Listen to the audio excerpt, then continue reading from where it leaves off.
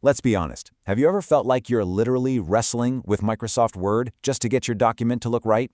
We've all been there. Well, today, we're going to flip that script. We're going to turn all that frustration into flawless, beautiful documents by putting you back in control. Let's dive in. You know the feeling, right? You've got your report looking perfect, you add one more tiny sentence, and suddenly, everything goes haywire. A table splits in half, a headline gets stranded all by itself, and the whole layout just collapses. It really feels like the document has a mind of its own. But here's the thing. You can tell your document exactly what to do. And it only takes 4 key tools to put you back in the driver's seat. Let's take a look at what they are. All right, so here's our game plan. First, we're tackling text flow. Then, we'll get into adding professional headers, make page numbering a piece of cake, and finally, we'll wrap up by mastering your overall page layout. All right, first up, taming that wild text flow. And the secret weapon here, oh, you're gonna love this, is a little thing called breaks. It's the key to telling your text exactly where it needs to go. So picture this. Your big revenue summary is split right down the middle, across 2 pages. Ugh. The rookie move, and we've all done it, is to just smash that enter key over and over again. But that is a trap, because the second you edit something earlier, your whole formatting breaks all over again. The professional solution? A break.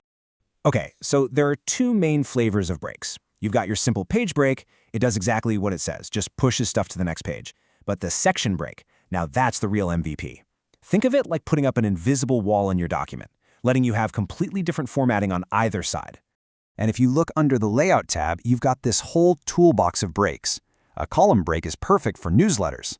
A continuous section break, that's how you switch from 1 column to 2 on the exact same page. Mind-blowing, right? And that next page section break, that's your go-to for starting a new chapter with totally different formatting. Okay, but what happens when you put a break where you don't want one? How do you get rid of it? The trick is to make them visible. So you go to the Home tab, click this little funky paragraph symbol, it's called a Pilcrow, fun fact, and boom, all your hidden formatting appears. Then you just click next to the break and hit delete. Easy. All right, next up, let's talk about adding professional headers. This is what gives your document a real sense of identity, a polished look that makes it super easy for people to read. So what are they? Super simple. The header is that little space at the very top margin, and the footer is the one at the bottom. The magic here is that whatever you put in there, a title, a page number, it can automatically show up on every single page. No more copy pasting.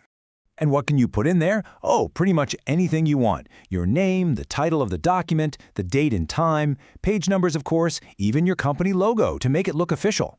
And getting in there is a breeze. Just double-click in that top or bottom margin area. And here's a fantastic pro tip for you. When you add the date, Word gives you a choice.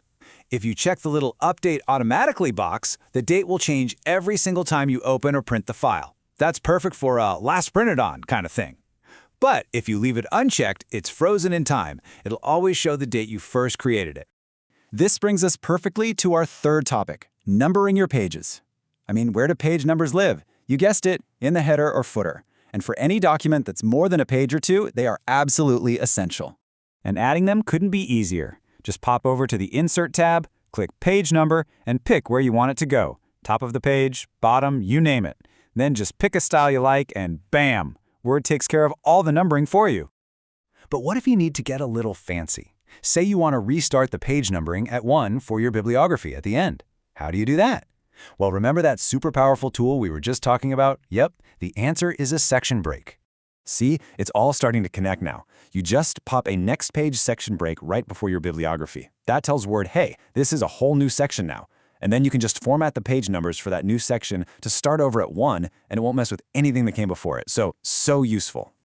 Okay, for our last section, let's pull back a bit. Let's zoom out from the text and talk about the page itself. Mastering your page layout, it's kind of like an artist choosing the perfect canvas before they even think about painting. The most fundamental choice you have is orientation. You've got Portrait, your standard tall and skinny page, which is perfect for most reports and letters. But if you've got a really wide table, or maybe you're designing a certificate, you just flip it to Landscape, horizontal, to give all your content that extra breathing room. Then you've got page size. We're all used to standard letter or A4 paper, right? But Word can handle legal size, which is a bit longer, and you can even create your own custom sizes. This is amazing for things like printing on special 5 by 7 inch cards for an invitation or something. And let's not forget margins. You know, that blank space around the edges? Making them wider can give your document a really clean, open feel. Or you can shrink them down to squeeze more text onto the page. It's all right there for you on the Layout tab.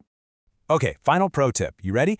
On that same Layout tab, look for this tiny little arrow in the corner of the Page Setup group. If you click that, it opens up a single pop-up window. This is your command center. You can tweak your margins, orientation, and paper size all in one spot. Super handy.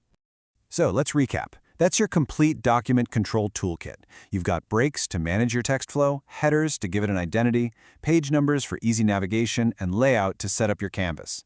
With these 4 things, you are officially in charge. And these aren't just 4 separate tricks. They're a system. They all work together. Now that you know how they connect, you really do have the power to set up your document exactly the way you envision it. You've basically gone from being a passenger to being the pilot of your document. So the only question left is, now that you're totally in control, what amazing things are you going to create?